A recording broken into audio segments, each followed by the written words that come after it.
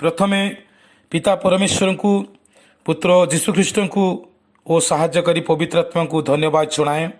पुणी तत्संगे संगे मोर श्रोता बंधु मानू हृदय नमस्कार ज्ञापन करे।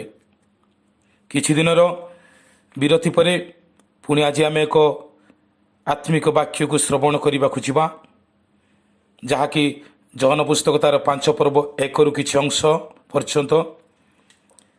यह जहन पुस्तक अन्य 3 सुसमाचार पुस्तक ठारू एक आत्मिक पुस्तक अटे।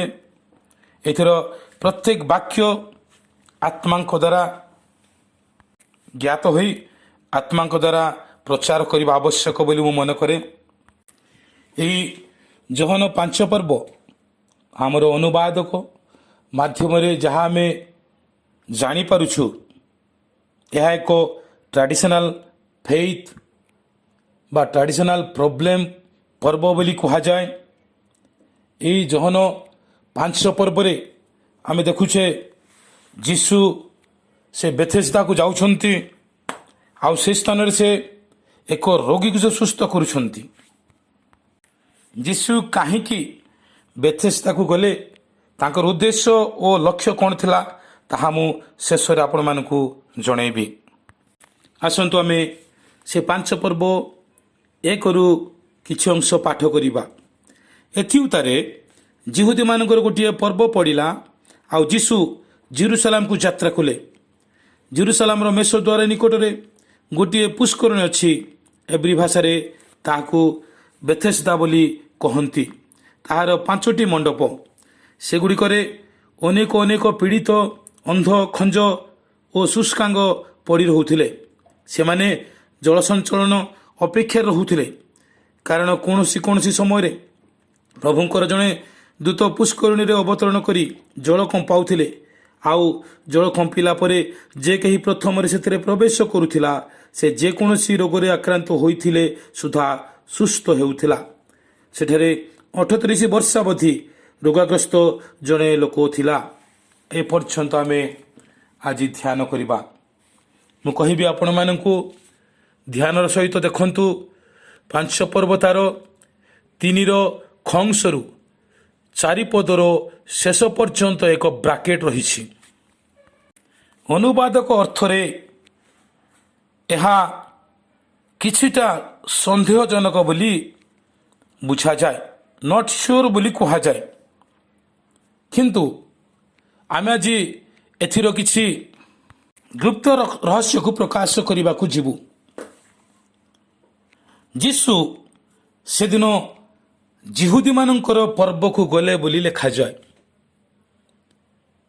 तार अर्थ से पूर्वर शुणुथिले जे आज से स्थान रे एक दूत आसी जल को से कंपाउछंती, आउ से स्थान रे थिबा रोगी माने सुस्थ होछंती। किंतु परवर्ती समय रे यह एक परंपरागत विश्वास रे परिणत हो गला, जहाँ आम कहूलु ट्रेडिशनल फेथ। परंपरागत रीतिनीति विश्वास रे परिणत हैला। याको आम मिछ बोली कहि परिबु नाही, जेहेतु जीशुंकर कार्य मिथ्या होई न थाए। से स्थान को जेते लोक जाउथिले प्रथम रे ताहा सत्य भाव रे परिगणित होइथिला, आ सत्य घटना थिला। किंतु परवर्ती समय रे लोक माने से जल उपरे विश्वास करने को लगिले। से स्थान रे जो माने जाउथिले जलर अपेक्षा रहुथिले, किंतु प्रभुंको उपरे विश्वासर आस्था उठी जाइथिला। मुझे तो कहबी सेठाकार रोगी जे कि 38 वर्ष पर्यंत से पड़ी रही, से केते वर्ष रे जाइथिला, केते वर्ष से जगार पड़ी थिला आमे कहीं भी जानी ना हूँ। किंतु जदि से पूर्वर जाइथिला से सुस्थ हो पारु नथिला काहीकि? से जदि प्रथम रे जाइथिला, से निजे जदि ता बल शक्ति थिला से जाई पारि थांता, किंबा तांकु जो माने नहीं कि जाउथिले हुई तो से माने पानी पाखु को तो नहीं पारि थांते।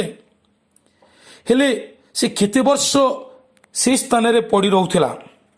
ଏ କଥା ଯୀଶୁ ଶୁଣିପାରିଲେ ଯେ ସେ ସ୍ଥାନରେ ଏକ ବନ୍ଧ ଅଛି, ଯେଉଁ ବନ୍ଧରେ କି ଆଜି ଅନେକ ରୋଗୀମାନେ ପଡ଼ି ରହୁଛନ୍ତି, ଯେଉଁମାନେ ସୁସ୍ଥ ହେବା ପାଇଁ ଚାହୁଁଛନ୍ତି କିନ୍ତୁ ହେଇପାରୁନାହାନ୍ତି। ବର୍ଷ ବର୍ଷ ବିତି ଯାଉଛି। ଆଜି ବି ଆମ ସମାଜ ମଧ୍ୟରେ, ଗ୍ରାମମାନଙ୍କରେ ଏପରି ଏକ ପରମ୍ପରାଗତ ରୀତିନୀତି ବିଶ୍ୱାସ ରହି ଆସୁଛି। ଏବେ ବି ଆମେ ଦେଖିପାରୁଛୁ ଲୋକମାନେ ଏମିତି ଅନ୍ଧବିଶ୍ୱାସରେ ଚାଲୁଛନ୍ତି। ମୁଁ ଯଦି କହିବି ଏକ ଚଳন্ত ଉଦାହରଣ, ଦିନେ ଜଣେ ବ୍ୟକ୍ତିକୁ ଦାନ୍ତ ବଥା ହେଉଥାଏ। ସେ ଦାନ୍ତ ବଥାରେ କେତେ ଦିନ ସେ କଷ୍ଟ ପାଉଛନ୍ତି। ପାଇଲା ପରେ କେହି ଜଣେ ତାଙ୍କୁ କହିଲେ, ତୁମେ ଦାନ୍ତ ବଥା ପାଇଁ ଔଷଧ କଲ କି, ମେଡ଼ିସିନ କଲ କି? ସେ କହିଲେ ହଁ, କଲେ ମଧ୍ୟ କମୁନାହିଁ। ସେ ତାଙ୍କୁ କହୁଛନ୍ତି, ତୁମେ ଦାନ୍ତରୁ ପୋକ ବାହାର କରିଦିଅ, ତୁମ ଦାନ୍ତରେ ପୋକ ଅଛି। ସେ କହିଲେ କେମିତି? ହଁ, ତୁମେ ଅମୁକ ଲୋକଙ୍କ ପାଖକୁ ଯଦି ଯିବ, ସେ ତୁମ ଦାନ୍ତରୁ ପୋକ ବାହାର କରିଦେବେ। ସେ ତା କଥା ଶୁଣି ସେ ବ୍ୟକ୍ତିଙ୍କ ନିକଟକୁ ସେ ଗଲେ। ସେ ଯେତେବେଳେ ଗଲେ, ସେ ବ୍ୟକ୍ତି ତାଙ୍କୁ ଦେଖିଲେ, କ'ଣ ହେଲା? ନାଇଁ, ଦାନ୍ତ ବଥା ହେଉଛି ଆଜ୍ଞା। ହଁ, ଠିକ୍ ଅଛି, ତୁମେ ବସ, ମୁଁ ଯାଇକି ଆସେ। ସେ ଯାଉଛନ୍ତି, ଗୋବର ମଧ୍ୟରୁ କିଛି ଛୋଟ ଛୋଟ ପୋକ ସେ ନେଇକି ଆସୁଛନ୍ତି। ପୋକ ନେଇକି ଆସି ସେ ଲୋକଙ୍କୁ କହିଲେ, ତୁମେ ଆଖି ବନ୍ଦ କର। ସେ ଆଖି ବନ୍ଦ କଲା ପରେ ସେ ଏକ ଜାଗାରେ ଧୂଆଁ କରୁଛନ୍ତି। ସେ ଧୂଆଁ କରି ତା ପାଟିକୁ ଆଁ କରିବା ପାଇଁ କହୁଛନ୍ତି। ଯେତେବେଳେ ସେ ପାଟି ଆଁ କରୁଛନ୍ତି, ତାପରେ ସେ ପାଟିରେ ସେ ରଖିଲା ପରି କରି ସେ ତଳେ ପକାଉଛନ୍ତି ସେ ପୋକ ଗୁଡ଼ାକ। ତା କହିଲେ, ଏବେ ଦେଖ, ତୁମ ଦାନ୍ତରେ ଥିବା ପୋକ ତଳେ ପଡ଼ିଗଲା। ତୁମ ଦାନ୍ତରେ ପୋକ ଥିଲା। ଏମିତି ହେଲା ପରେ ସେ ଦେଖୁଛନ୍ତି ସତରେ ପୋକ ସେ ତଳେ ପଡ଼ିଛି। କିଛି ଦିନ ଗଲା ପରେ ତା ଦାନ୍ତ ବଥା କମିଗଲା। ତା ବିଶ୍ୱାସ, ହଁ ଠିକ୍ ଅଛି, ଦାନ୍ତରୁ ମୋର ପୋକ ବାହାର କରିଦେଲେ, ଆଉ ଦାନ୍ତ ବଥା କମିଗଲା। ପ୍ରିୟ ବନ୍ଧୁଗଣ, ବିଜ୍ଞାନ ସେପରି କୁହେ ନା। ଦାନ୍ତରେ ପୋକ ନଥାଏ। ଯଦି ଦାନ୍ତରେ ଗୋଟିଏ ଦାନ୍ତରେ ପୋକ ଥାଏ, ତେବେ ଅନ୍ୟ ଦାନ୍ତ ବି ସେ ପୋକ ଯିବାର ସମ୍ଭାବନା ଅଛି। କିନ୍ତୁ ଏହା ଏକ ଅନ୍ୟ ପ୍ରକାର ବି କଥା ଅଟେ। ଆମ ଦାନ୍ତ ପୁରା ମୁଦି ହେଇକି ଥାଏ, କଭର ହେଇକି ଥାଏ। ଯେତେବେଳେ ଦାନ୍ତ ଧୀରେ ଧୀରେ ସେ ହୋଲ୍ ହେବାକୁ ଲାଗେ, ତା ଭିତରେ ଲମ୍ବା ଥାଏ ଦାନ୍ତ, ସେଇ ଭିତର ଅଂଶରେ କୌଣସି ପାଣି ପବନ ସେ ପହଞ୍ଚି ପାରିନଥାଏ। ତେଣୁ ଯେତେବେଳେ କଣା ହେଇଯାଏ, ହୋଲ୍ ହେଇଯାଏ, ସେ ଭିତରକୁ ଖାଇବା ଜିନିଷ ଯାଏ, ସେତିକି ବେଳେ ଦାନ୍ତ ବ୍ୟଥା ହୁଏ। ଆମେ ଏବେ ଯାହା ଶୁଣିଲେ ତାହା ହେଉଛି ଏକ ରୀତିନୀତି ପରମ୍ପରାଗତ ବିଶ୍ୱାସର ଉଦାହରଣ। ପୁଣି ଆଉ ଏକ କଥା ମୁଁ କହିବି। ଦିନେ ଜଣଙ୍କର ହାତ ବଥା ହେଉଥାଏ। ସେ ହାତ ବଥା ପାଇଁ ସେ ମଧ୍ୟ ଔଷଧପତ୍ର ଖାଇଲେ, କିନ୍ତୁ କୌଣସି ଫଳ ହେଇପାରିଲା ନାହିଁ। ଦିନେ ତାଙ୍କୁ ଜଣେ କହୁଛନ୍ତି, ତୁମେ ଯଦି ଅମୁକ ଲୋକଙ୍କ ପାଖକୁ ଯିବ, ସେ ତୁମ ଦେହରୁ ସେ ବଥାକୁ ଦୂର କରିଦେବେ। ଯେତେବେଳେ ସେ ତାଙ୍କ ନିକଟକୁ ଯାଉଛନ୍ତି, ତାଙ୍କ ନିକଟକୁ ଗଲା ପରେ ସେ ଲୋକ ତାଙ୍କୁ କହିଲେ, ବସ, ମୁଁ ତୁମର ବଥାକୁ ସବୁ କମେଇ ଦେବି। ଏ ଭାବିଲେ କୌଣସି ଔଷଧପତ୍ର ଆଣିକି ଦେବେ, କିନ୍ତୁ ସେ ଏକ ଝାଡ଼ୁ ନେଇକି ସେ ଆସୁଛନ୍ତି। ସେ ତାଙ୍କୁ ଫୁଙ୍କୁଛନ୍ତି। ତାକୁ କହିଲେ, ତୁମେ ଆଖି ବନ୍ଦ କର।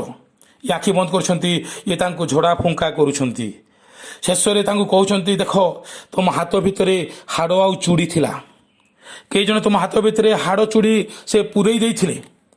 ପ୍ରିୟ ବନ୍ଧୁଗଣ, ଏପରି ଅନ୍ଧବିଶ୍ୱାସର କାର୍ଯ୍ୟ ଆଜି ଚାଲିଛି। ଆଜି ଆମ ଭିତରେ ଏପରି ଶୈତାନର କାର୍ଯ୍ୟ ଚତୁରତା ଭାବରେ ବ୍ୟାପି ଚାଲିଛି। ଭାଇ ଭାଇମାନଙ୍କ ମଧ୍ୟରେ ଅଶାନ୍ତି, ଗଣ୍ଡଗୋଳ, ସମସ୍ୟା ସୃଷ୍ଟି କରୁଛି। ଏହିସବୁରେ ଆମେ ବିଶ୍ୱାସ ନ କରି କେବଳ ଯୀଶୁଙ୍କଠାରେ ବିଶ୍ୱାସ କରିବା ଦରକାର। ଏଥିପାଇଁ ଯୀଶୁଖ୍ରୀଷ୍ଟ ସେଦିନ ସେ ବେଥେସ୍ଦାକୁ ଗଲେ। ସେ ଶୁଣିଥିଲେ ଯେ ସେଠାରେ ଅନେକ ରୋଗୀ ଅଛନ୍ତି, କିନ୍ତୁ ସେମାନେ ଜଳ ଉପରେ ବିଶ୍ୱାସ କରୁଛନ୍ତି। ହଁ, ମୁଁ କହିବି, ଯେଉଁ ପର୍ଯ୍ୟନ୍ତ ଦୂତ ଆସୁଥିଲେ, ସେଇ ଜଳକୁ କମ୍ପାଉଥିଲେ, ସେ ସ୍ଥାନରେ ସୁସ୍ଥତା ଥିଲା। ମୁଁ ମନା କରୁନାହିଁ, କିନ୍ତୁ ପରବର୍ତ୍ତୀ ସମୟରେ ହୁଏତ ସୁସ୍ଥତା ହେଇପାରୁନଥିଲେ। ତେଣୁ ଯୀଶୁ ସେ ସ୍ଥାନକୁ ଗଲେ। ତା ଅର୍ଥ ହେଲା ଜଳ ସୁସ୍ଥକାରୀ ନୁହେଁ, ଯୀଶୁ ସୁସ୍ଥକାରୀ। ଆଜି ମୁଁ ଆସିଛି ଜଗତକୁ ସୁସ୍ଥ କରିବା ପାଇଁ। ଆମେ ଯଦି ଦେଖିବା ପରମେଶ୍ୱରଙ୍କ ସହିତ ଜଳର ସମ୍ପର୍କ କଥା, ସୃଷ୍ଟିରୁ ହିଁ ପରମେଶ୍ୱରଙ୍କର ସମ୍ପର୍କକୁ ଆମେ ଦେଖିପାରୁଛେ। ଜଳ ଓ ପରମେଶ୍ୱର, ଜଳ ଥିଲା, ଆଉ ଜଳ ଉପରେ ଈଶ୍ୱରଙ୍କର ଆତ୍ମା ଥିଲା। ପ୍ରିୟ ବନ୍ଧୁଗଣ, ସେମାନେ ଏକ ସମ୍ପର୍କରେ ଥିଲେ। ଯଦି ଆମେ ଦେଖିବା ପ୍ରକାଶିତ ବାକ୍ୟରେ ମଧ୍ୟ ସେହିପରି ଜଳର କଥା ଆସୁଛି। ଏକ ନଦୀ ଦେଖାଯାଉଛି, ନଦୀର ଉଭୟ ପାର୍ଶ୍ୱରେ ଆଜି ଫଳ ଫଳିବା ଗଛ, ଯେଉଁ ଫଳ କି 12 ମାସୀ ଫଳ ବୋଲି କୁହାଯାଏ। ଆଜ୍ଞା, ଜଳ ଦ୍ୱାରା ଆରମ୍ଭ, ଜଳ ଦ୍ୱାରା ସମାପ୍ତ। ଜଳ ବାସ୍ତବରେ ଏକ ଆଶୀର୍ବାଦର ପ୍ରତୀକ ଅଟେ, କିନ୍ତୁ ଯେବେ ପରମେଶ୍ୱରଙ୍କର ଉପସ୍ଥିତି ଥାଏ, ପରମେଶ୍ୱର ଯେବେ କାର୍ଯ୍ୟ କରନ୍ତି, ସେ ଜଳ ଆଜି ସୁସ୍ଥତା ବି ଦେଇପାରେ, ଆରୋଗ୍ୟତା ଦେଇପାରେ। ଯଦି ଆମେ ଦେଖିବା ଜିଓସିୟା ପୁସ୍ତକ 3:13 ପଦରେ ଯେଉଁ ଯାଜକମାନେ ନିୟମ ସିନ୍ଧୁକକୁ ବହନ କରିଥିଲେ, ବହିଥିଲେ, ସେମାନେ ଯେତେବେଳେ ଜର୍ଦ୍ଦନ ନଦୀକୁ ସ୍ପର୍ଶ କରେ, ଜର୍ଦ୍ଦନ ନଦୀ 2 ଭାଗ ହେଲା, 2 ଭାଗରେ ପରିଣତ ହେଲା। ଆଉ ଇସ୍ରାଏଲ ଗୋଷ୍ଠୀମାନେ ସେମାନେ ଆନନ୍ଦରେ, ଖୁସିରେ, ଶୁଷ୍କ ଭୂମିରେ ଚାଲିକି ଗଲେ। ପରମେଶ୍ୱରଙ୍କ ନିୟମ ସିନ୍ଧୁକ, ଯାହା ପରମେଶ୍ୱର ନିୟମ ସିନ୍ଧୁକରେ ସେଦିନ ସେ ଗମନାଗମନ କରୁଥିଲେ। ଆଉ ପରମେଶ୍ୱରଙ୍କର ସ୍ପର୍ଶ ହେବା ମାତ୍ରେ ଜଳ ସେ 2 ଭାଗ ହେଲା।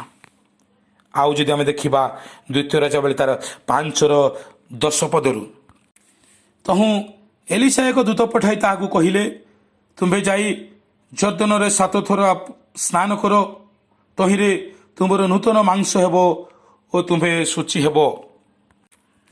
ଏଲିସାଙ୍କର ଏହି ଶକ୍ତିଯୁକ୍ତ ଆଦେଶ ଆଜି ନାମାନଙ୍କ ପାଇଁ ଆରୋଗ୍ୟ ଆଣିଦେଲା। କିନ୍ତୁ ନାମାନ ସେ ଏହି କଥା ଶୁଣିଲା ପରେ ବାଇବେଲ କହୁଛି ସେ କ୍ରୋଧ ହେଲେ, ରାଗିଗଲେ। ଆଉ ସେ କହିଲେ, ମୁଁ ଭାବିଥିଲି ଅବଶ୍ୟ ସେ ମୋ କତିକି ଆସିବ, ଠିଆ ହେବ, ସଦାପ୍ରଭୁ ପରମେଶ୍ୱରଙ୍କ ନିକଟରେ ପ୍ରାର୍ଥନା କରିବ, କୁଷ୍ଠ ସ୍ଥାନରେ ହସ୍ତ ହଲାଇବ ଓ ମୋତେ ସୁସ୍ଥ କରିବ। କିନ୍ତୁ ଏଲିସା ଏପରି କିଛି କଲେ ନାହିଁ। ଯଦି ଆମେ ସେ ସ୍ଥାନରେ ଥାନ୍ତୁ, ଅନେକ ପ୍ରାର୍ଥନା କରିଥାନ୍ତୁ, ଆମେ ଅନେକ ବିଷୟ ମାଗିଥାନ୍ତୁ, କିନ୍ତୁ ପରମେଶ୍ୱରଙ୍କ ଯୋଜନା ଅଲଗା ଥିଲା। ଆଜି ନାମାନଙ୍କୁ ସେ ଜର୍ଦ୍ଦନ ନଦୀରେ ସୁସ୍ଥ କରିବା ପାଇଁ ଯୋଜନା କରିଥିଲେ।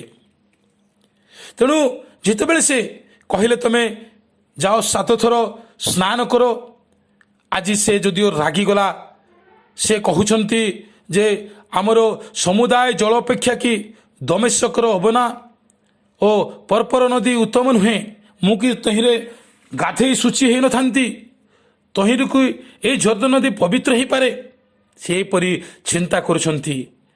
କିନ୍ତୁ ତାଙ୍କ ସାଥିରେ ଆସିଥିବା ଦାସମାନେ କହିଲେ, ସେ ଲୋକ ଯେବେ, ସେଇ ଭବିଷ୍ୟତ ବକ୍ତା ଯେବେ କୌଣସି ବଡ଼ କାର୍ଯ୍ୟ କରିବାକୁ ଆପଣଙ୍କୁ ଆଜ୍ଞା କରିଥାନ୍ତେ, ତେବେ କି ଆପଣ ତାହା କରିନଥାନ୍ତେ? କାହିଁକି ଆପଣ ଅମାନିଆ ହେଉଛନ୍ତି?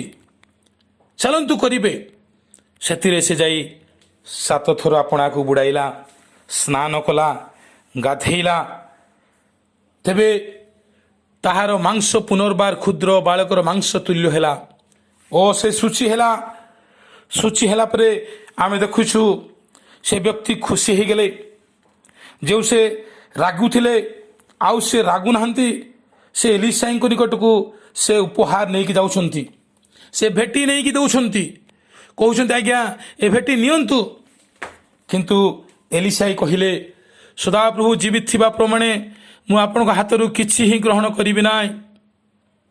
ଯେହେତୁ କାଳେ ତୁମେ କହିବ ମୁଁ ଯାଇଥିଲି, ସୁସ୍ଥ ହେଲି, ଆଉ ସେଥିର ସେ ଭବିଷ୍ୟତ ବକ୍ତାଙ୍କୁ ମୁଁ ପୁରସ୍କାର ଦେଇଛି, ଭେଟି ଦେଇକି ଆସିଛି। କିନ୍ତୁ ଆଜିକାଲି ଏ କଥା ଚଳିବ କି ପ୍ରିୟ ମୋ ଲୋକମାନେ? ଯଦି କି ଆମକୁ କିଛି ଦାନ ଦିଅନ୍ତି ଆମେ ମନା କରିପାରିବା କି? ଆମେ କେହି ବି ଏପରି ଏଲିସାଇ ନୁହଁ। କିନ୍ତୁ ଆମେ ଜାଣିବା ଦରକାର, ଆମେ ଦାନ ଗ୍ରହଣ କରିବା ପୂର୍ବରୁ ପ୍ରଭୁଙ୍କର ଇଚ୍ଛା ଲୋଡ଼ିବା ଦରକାର, ପ୍ରଭୁ କ'ଣ ଚାହୁଁଛନ୍ତି। ଏଲିସାଇ ହୁଏତ ସେ କଥା ସେ ଚିନ୍ତା କଲେ, ପବିତ୍ରାତ୍ମାଙ୍କର ପ୍ରତ୍ୟାଦେଶ ବୋଧେ ପାଇଥିବେ, ସେ ବୁଝିଥିବେ ଯେ ୟାଙ୍କ ହାତରୁ ନେବା ଠିକ୍ ହେବ ନାହିଁ, କାଳେ ସେ ବିକୃତ କରି କହିବ। ତେଣୁ ଆଜି ଏଲିସାଇଙ୍କର କଥା ପ୍ରକାରେ ସେ ସ୍ନାନ କଲେ ଜର୍ଦ୍ଦନ ନଦୀରେ, ଆଉ ସେ ସୁସ୍ଥତା ହେଉଛନ୍ତି। ଦେଖନ୍ତୁ ଏଠି ଈଶ୍ୱରଙ୍କର ଆଦେଶ, ଈଶ୍ୱରଙ୍କ ଇଚ୍ଛା ଥିବାରୁ, ଏଲିସାଇ ତାଙ୍କୁ ଯିବା ପାଇଁ କହିଥିବାରୁ ସେହି ସ୍ଥାନରେ ସୁସ୍ଥତା ଥିଲା।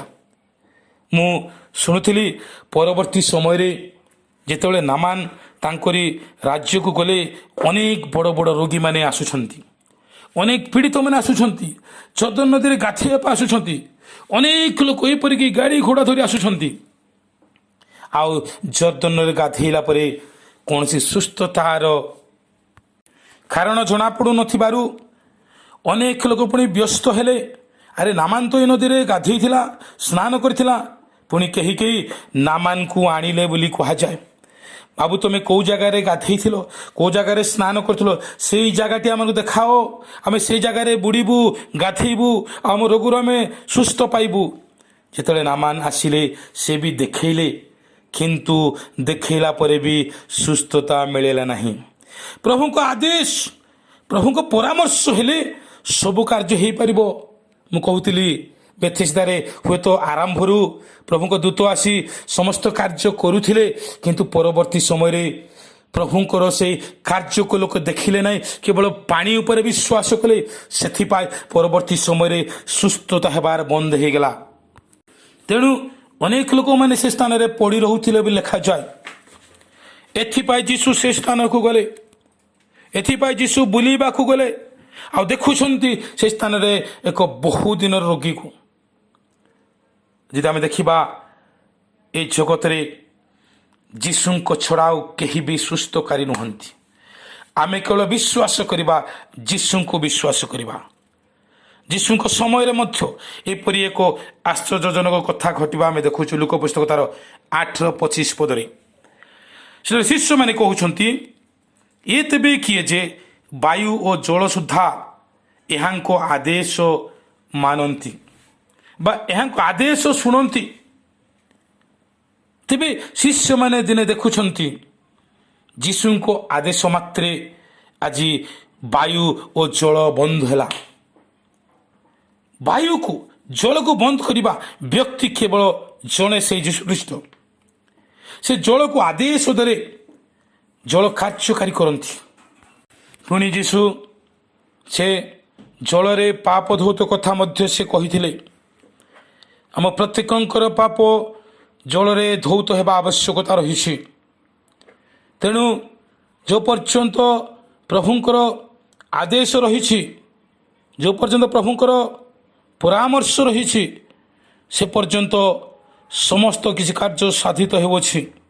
ଆଜି ଜଳ ଦ୍ୱାରା ଯେ ଯୀଶୁଙ୍କର ସୁସ୍ଥତା ମିଳିଥାଏ, କିନ୍ତୁ ଏ ଯେଉଁ 5 ପର୍ବ ଆମେ ଦେଖୁଛେ, ଆଜି ଏହି ସ୍ଥାନକୁ ଯୀଶୁ ଯାଉଛନ୍ତି।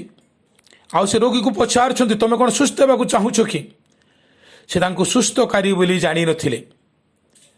ସେ ତାଙ୍କୁ ଏକ ସାଧାରଣ ଲୋକ ବୋଲି ଭାବିଥିଲେ।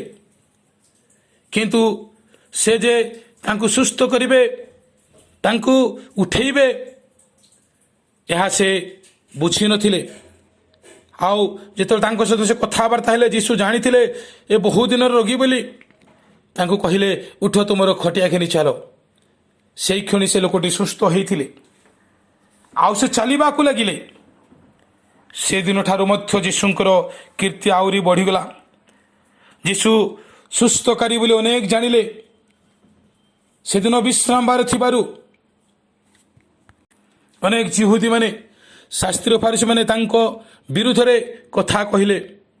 ତଥାପି ଆଜିର ଉଦ୍ଦେଶ୍ୟ ହେଲା, ଯୀଶୁ ବେଥେସ୍ଦାକୁ ଗଲେ, କାରଣ ସେ ସ୍ଥାନରେ ଯେଉଁ ଏକ ରୀତିନୀତିର ବିଶ୍ୱାସ ଥିଲା, ପରମ୍ପରାଗତ ବିଶ୍ୱାସ ଥିଲା, ତାକୁ ସେ ଭାଙ୍ଗିବା ପାଇଁ, ତାକୁ ସେ ରଦ୍ଦ କରିବା ପାଇଁ, ଆଉ ଯୀଶୁ ଯେ ସୁସ୍ଥକାରୀ, ଏହା ସେ ଜଣେଇବା ପାଇଁ ଯାଇଥିଲେ। ପ୍ରଭୁ ବିଶେଷ କରି ଏ ବାକ୍ୟ ଦ୍ୱାରା ଆମମାନଙ୍କୁ ଆଶୀର୍ବାଦ କରନ୍ତୁ। ଆମେ